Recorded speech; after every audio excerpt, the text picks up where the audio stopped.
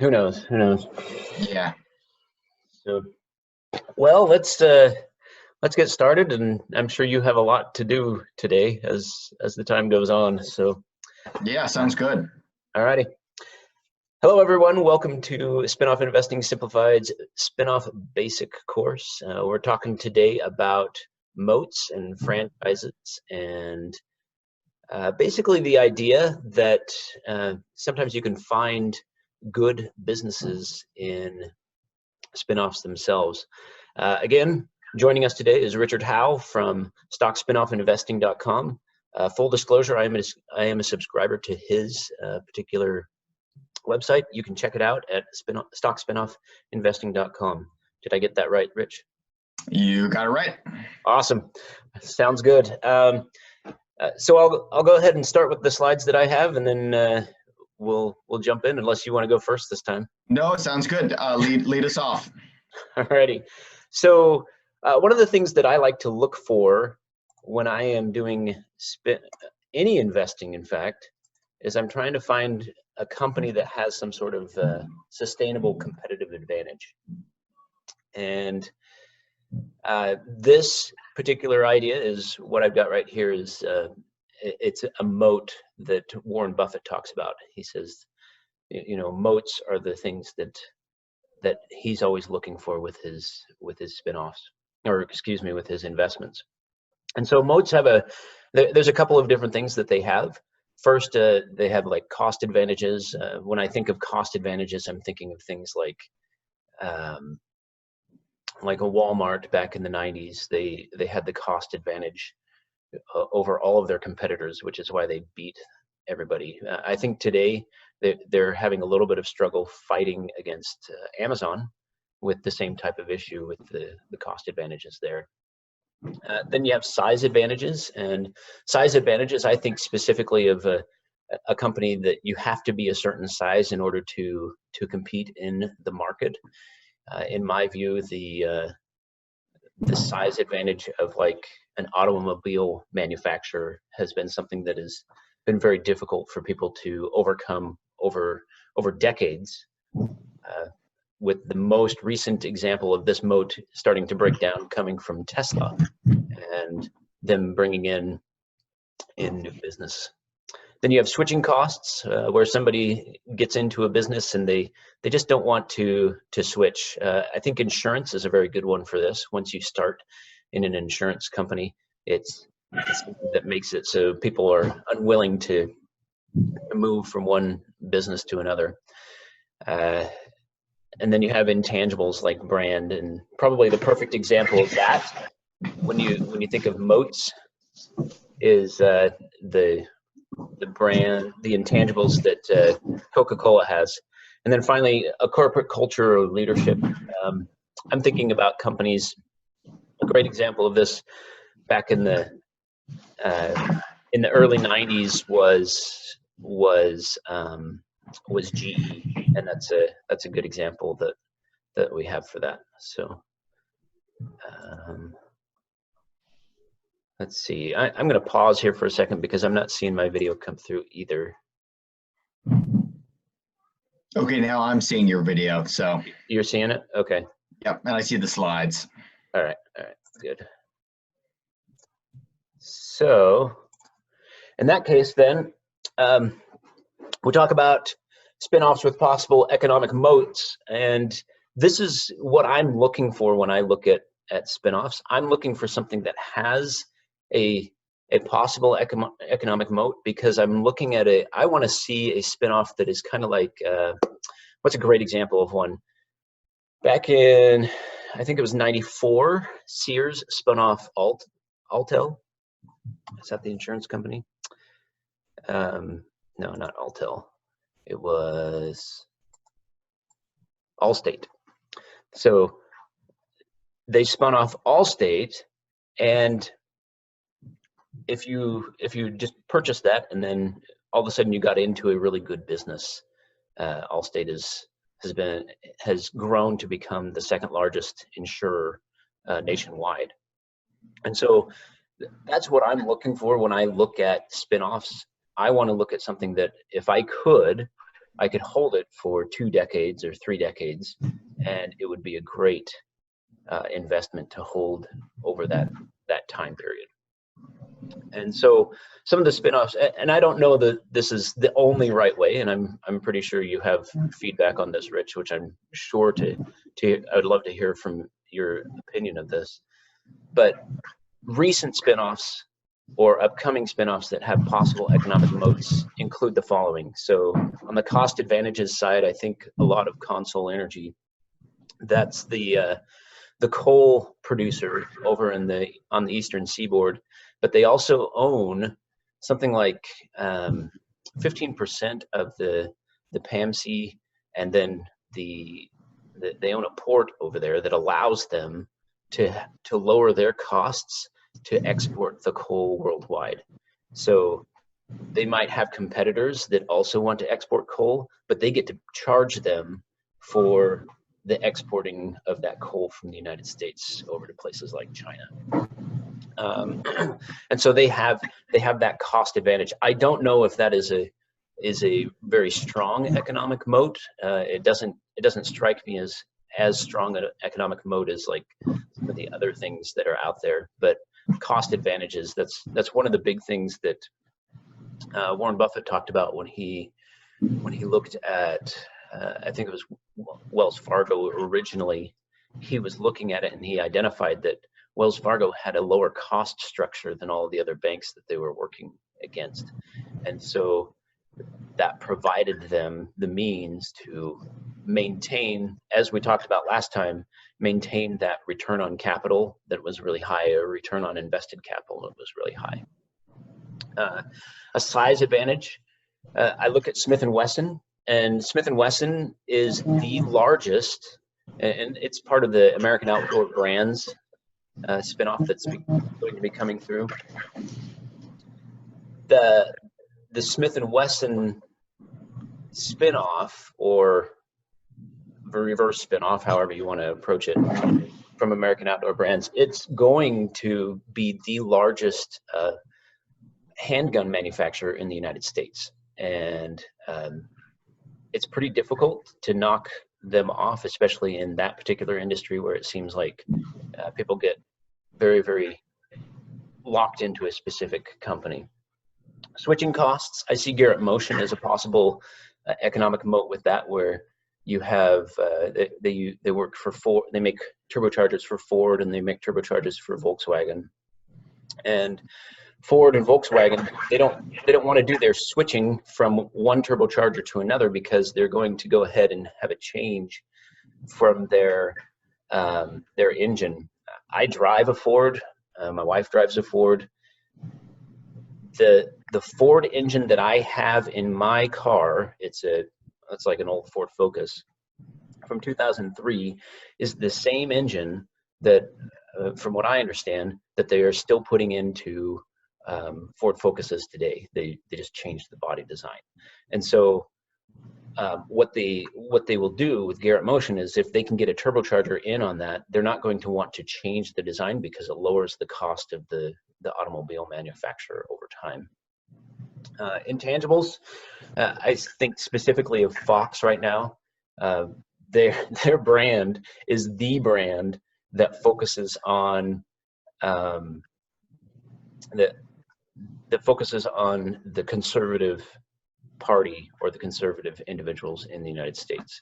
And when people talk about the media, they say, oh, we've got CNN and all of these left-wing type medias, but then we go to Fox, and that's where the right-wing people go, or the conservative people go. So, and then finally, I think of corporate culture and leadership. Hewlett Packard, that was the reason why I invested in them when I first learned about spinoffs. I had been spending my time reading about Good to Great from Jim Collins, and he was focusing on how Hewlett Packard had the DNA, basically, of a company that just took care of their people, and their corporate culture was had a focus which is really kind of intangible, very difficult for people to identify, but they continued to maintain their as long as they maintain that DNA, they'll be a very powerful company. Of note, that one is one that I've been watching recently with, I have Hewlett Packard has a major, I don't know if it's their corporate headquarters or not, but they have a major facility here in Boise, Idaho, and a friend of mine from the Guard, he works there, and he's been watching the Xerox Hewlett Packard merger talks going through, and he's like, yeah, I don't, there's a lot of people that don't want to go that way just because of the corporate culture that's in that. So anyway, Rich, I'd love to hear your opinions on some of these things. So Yeah, no, definitely. So yeah, I mean, the two companies that I know better than the others probably are Garrett Motion and Fox. And so yeah, Garrett Motion, I think they definitely do have a pretty sustainable competitive advantage. So for folks that aren't too familiar with Garrett Motion, as you mentioned, they make turbochargers, which basically make engines more fuel efficient. So with a lot of focus on making cars more, or the world more sustainable and using less fuel, turbochargers are a nice way that you can make the engine, lighter and use less fuel, but not necessarily sacrifice performance. And so the big competitors in that market, from what I understand, are Garrett, but also Borg Warner. So they both have roughly 40% market share. And so the other nice thing that kind of leads to the economic moat is that it's an oligopoly market. So there's not a million competitors playing in and competing against each other.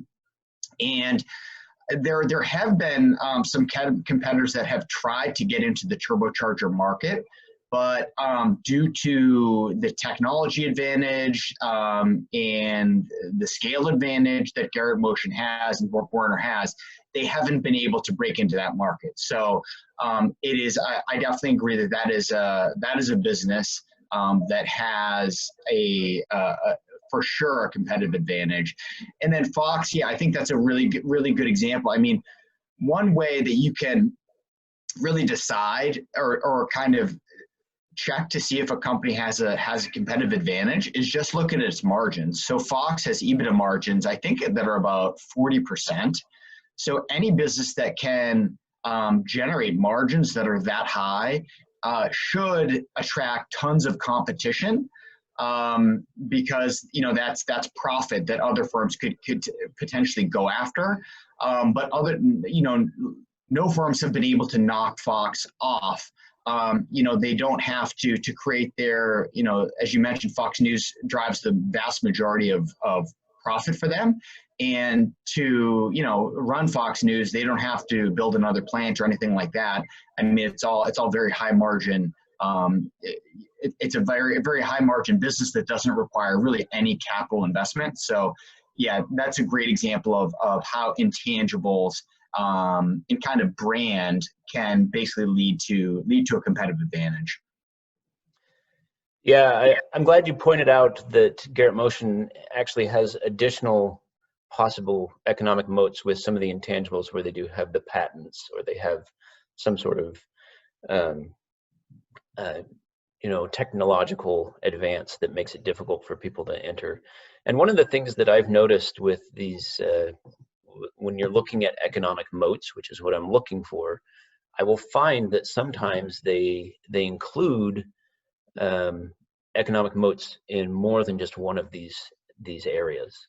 So that's basically what I'm looking for with a spin-off, is because I want something that I feel fairly confident that it's going to be around in 10 years, because if things go bad, I want to be able to ride through the difficult times as well as the good. So makes sense.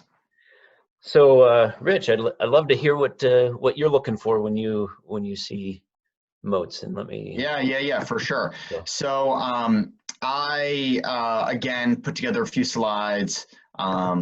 They are again probably the world's worst slides, but hopefully it will help me kind of convey some points.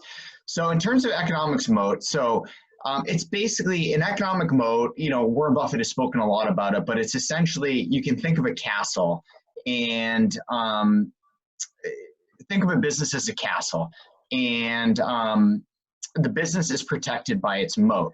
And if the moat is very shallow and not very wide, then competitors can just walk across the moat and attack the castle.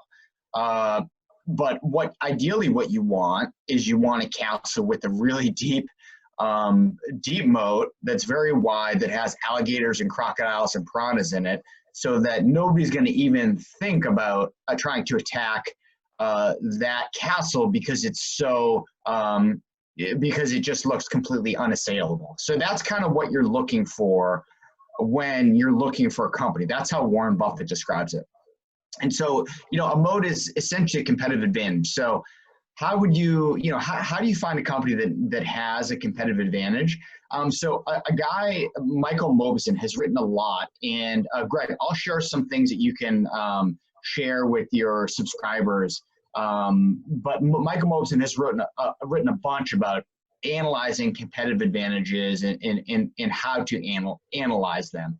But the way that he talks about it, I think this makes sense, is basically a company must generate returns in excess of their cost of capital. So however you define return on investment, like we talked about last week, their return on investment needs to be higher than their cost of capital.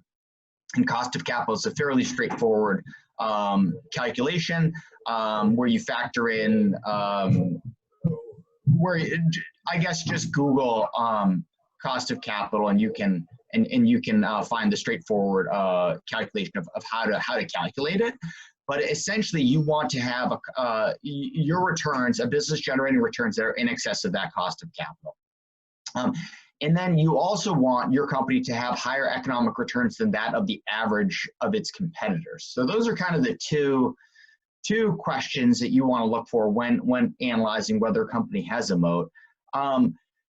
And a kind of a shorthand way to identify if a company has a moat or competitive advantage is, do they have high returns on equity, with little or no debt? High return on equity can be magnified with the use of debt. So if a company has high returns on equity or high returns on invested capital with very little debt, it's likely that they have a competitive advantage.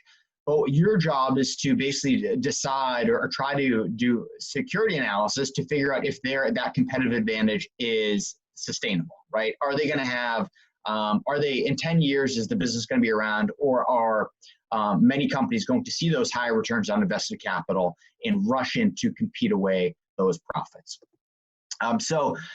Michael Porter wrote the book, Porter's Five Forces, which basically talk about competitive advantage, and he provides a framework for looking at how to analyze companies to determine whether or not they have a competitive advantage and whether it's sustainable. So this is just a good kind of summary chart that allows you can use this kind of as a checklist to determine whether the company that you're looking at has certain advantages or whether they don't. So just to go around the horn a little bit, we'll start with threat of new entries. So does the company have barriers to entry? Would it be relatively easy for a competitor to come in and start competing? So you look at Google in the search world. So Google spends billions and billions of dollars on R&D. They have over 60% of the search market. There could be a competitor that comes in and competes with Google, but that's probably going to require a ton of investment, and it's going to be incredibly difficult. So that's probably an example of a company with a pretty high barrier to entry in terms of Google's core market.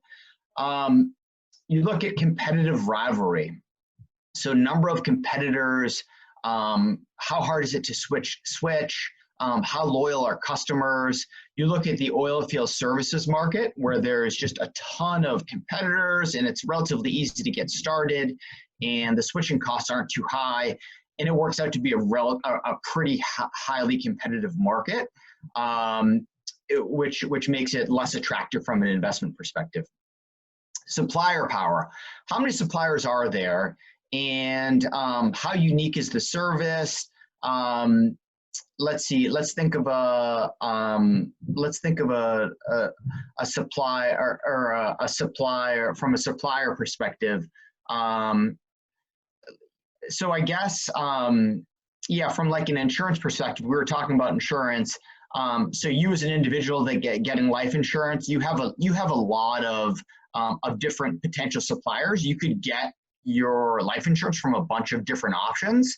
And so, you can go around and quote, pull up the internet and call a broker and get life insurance. It's a pretty commoditized product. So from a supplier power, the insurance industry in terms of supplying you with your life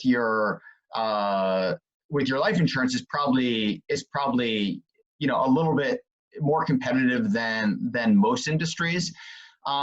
Thinking about another spinoff, the salvage auto business. So Insurance Auto Auction is a company that also operates in an oligopoly. Copart is the other big player there. But essentially, if you're a insurance company and you're insuring a car that's gotten wrecked, and you want to run an auction to basically sell that wreck to the highest bidder, because you've determined that it's too expensive to try to fix that car. The value of the car once you do fix it wouldn't justify the cost of repairing it. Basically your choice is to auction off that wrecked car, and basically you have two options. You can go to Insurance Auto Auctions, or you can go to Copart. So from that perspective, Copart and Insurance Auto Auctions have very good. They're in a very good position from a supplier power. The insurance companies are really at their beck and whim in terms of who they can use to auction off that car. So that really improves the competitive position of those two suppliers. Threat of substitution. I think that kind of speaks for itself. Can you just substitute out a product for something else? So in the current environment, right, where we're all quarantined, you go to the gym. So, you're paying a monthly fee to go to the gym. Maybe instead of going to the gym, you just stay at home and do burpees and do pull-ups and push-ups. And you kind of substitute out that product to replace the experience of your gym, or maybe you buy a Peloton. So if it's very easy to switch out a new service for the current service, then the competitive position of the company, is not very strong. Buying power. So let's think of buying power. So if I guess we can think of the drug industry and maybe some other countries, not the U.S., are a better example, where there's completely socialized or healthcare for all. If the government is the only buyer of certain drugs, or they're buying basically all drugs that are consumed in a certain country, pharmaceutical drugs, then they're going to have tremendous buying power, and they're going to be able to say, okay, we're not going to buy this drug, Pfizer, unless you give me a 50% discount to everybody else that is buying the drug. So that's just a simple example of buying power. I mean, you can spend a lot of time looking through this. And Greg, as you mentioned, a lot of the companies, they may have a strong competitive advantage in one area and lesser so in another, or they might have strong competitive advantages in all five different areas. But it's kind of a good basic checklist when kind of doing some work on an industry or a company to determine, how strong is this company's competitive position. And did you want to talk about anything before I just move on to my last slide, Greg? Yeah, as you were going through this, I was thinking back to, so I was an investor in Spirit MTA. That was a spinoff from Spirit Realty Capital, about a year and a half ago or something like that. And for the Spirit Realty Capital management team, I was very impressed with, because they took the Porter's five forces and they applied it to every single one of their tenants. Mm-hmm. And so you could look through their 10K, and you could identify every single one of the companies that they had put together, and they had put them basically on a graph of, hey, these are the things that we're looking for with our tenants so that we can maintain profitability as their real estate manager. So Mm-hmm. it's interesting that you bring this up. And I think you're right. This is a great way to identify it.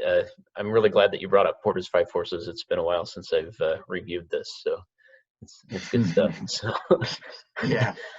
Not the most interesting. It's a little dense, but it's a good framework for looking at companies for sure.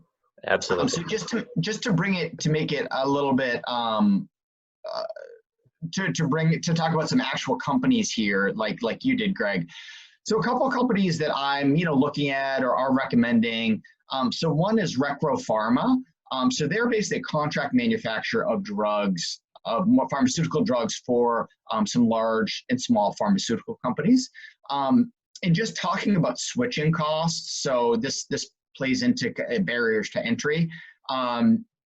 Basically, when a pharmaceutical company submits its application for approval to the FDA, the manufacturing process, including who's going to manufacture the drug and how it's manufactured, is included in that application. So Recro Pharma's, some of their big customers are Novartis and Teva, and they manufacture drugs for those two companies. And for Novartis and Teva, or let's just talk about Novartis. For Novartis, to change its manufacturing of Ritalin, the drug that Recro Pharma makes for them, they would have to basically resubmit their application to the FDA. So so the point here is it would be costly and, more important, time intensive to switch manufacturers. So unless Recro Pharma really screws up, it's likely that Novartis or Teva will not switch away, will basically not take away the contract for Recro Pharma to manufacture their drugs for them. So that's just a live example of switching costs. Change Healthcare is another company that I talked about last week. They provide a ton of IT solutions for the healthcare industry, both payers and healthcare providers. One service that they provide is software that enables payers and providers, or providers, to quickly submit claims to payers. And so this is a service that payers or providers have used for a number of years. It helps them basically quickly and efficiently submit their claims for reimbursement, which is important because that's how they get paid. So unless the software is causing a huge problem, it's probably pretty unlikely that the customers will switch to a new solution, unless there's a new solution that's maybe half the cost, or is incredibly more efficient. It's probably unlikely that that company will switch to a new solution.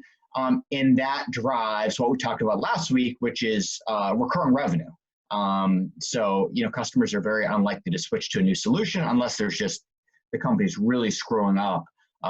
And so that drives recurring revenue, which is something that's really important to look for, and just kind of shows, is kind of a way that you can see if a company is high quality or not, whether their revenue is, tends to be recurring. I mean, companies can be high quality without recurring revenue, but it's generally something that I look for, that I like to see. Awesome. Rich, one of the things that I appreciate about you is I'm still trying to learn a little bit more about the pharmaceutical industry. That's an industry that is very foreign to me, and I appreciate your insights on Recro Pharma, because I mean, I can read the 10K and I can guess that that's how it works with switching CDMOs, but I wouldn't know that off the top of my head, and it takes a little bit of work to get spun up on an industry. So The Yeah, Change for sure. Healthcare, the Change Healthcare, I kind of see more of a, it's more of a tech company, kind of like Definitely. your Trade Desk or Google, Yep. and the switching costs are definitely there. So yeah, awesome. I have an apology for our audience, unless you're done with unless you have another slide. No, no, no, I'm done. Okay. We usually like to start off with telling something about us, but I've totally spaced it at the beginning. So I want to. This video has been recorded during the coronavirus scare. It's in March of 2020. What is today? It's the 24th. And so what is the most interesting thing that you, Rich, have done during the coronavirus scare, being self-quarantined or staying at home? I feel like nothing too interesting, unfortunately. I mean, we're stuck home with two kids, so we're trying to. It's tough to think of things to do because the parks are closed, zoos are closed, museums are obviously closed, schools closed, so all the kids are home. So haven't done anything that I would say is interesting. My wife and 4-year-old daughter have done a bunch of cooking, so I've been eating a lot of chocolate chip cookies and muffins and stuff like that. But really nothing too interesting except using Zoom a lot. So we're on Zoom right now. It seems like everybody is using Zoom, and it's a great service. I've used it a bunch. I know you have as well. But not doing unfortunately, not doing anything that's that interesting these days. I have two things that have been interesting things that we've been doing over the past little while. First, hold on.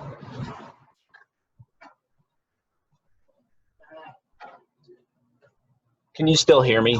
I just had the air conditioner kick on. So no, I can still hear you. Okay, so we had two different things that happened this last week. First, we are doing like a home supported church for my church, and so we get to have our little church meeting at home, and so that's been a fun experience for us. And then the other one is my daughter. It's not really my wife, Raya.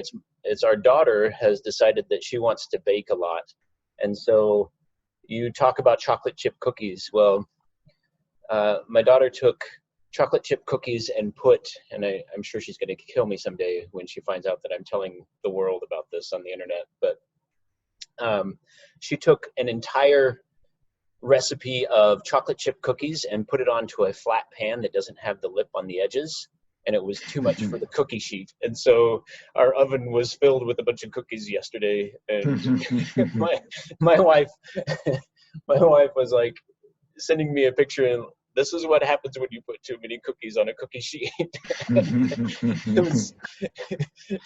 They just spilled out all over the oven. Yeah. Oh yeah. Yeah.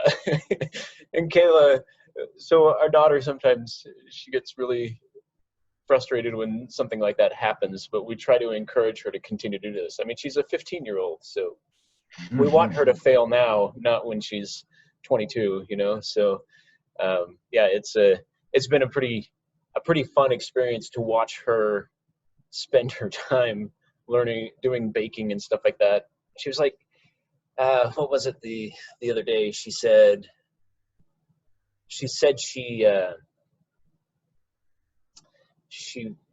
couldn't make frosting if we didn't have powdered sugar. And then we looked online together and we found a frosting recipe that just uses butter and regular sugar. And she was pretty excited to do that. So I'll probably get really fat over this next couple of weeks. I know that's my problem. I'm eating so many baked goods that I'm gonna have to start doing some running or something. Yeah, buy the Peloton. So exactly. Awesome. Well, thanks everybody for joining us. Rich, thank you so much for joining us in the morning this week. And I would like to do a quick little disclosure at the end. Just recognize that all of the companies that are mentioned in this particular video, these are for educational purposes only. If you want to invest in them yourselves, we recommend that you do your own research on them.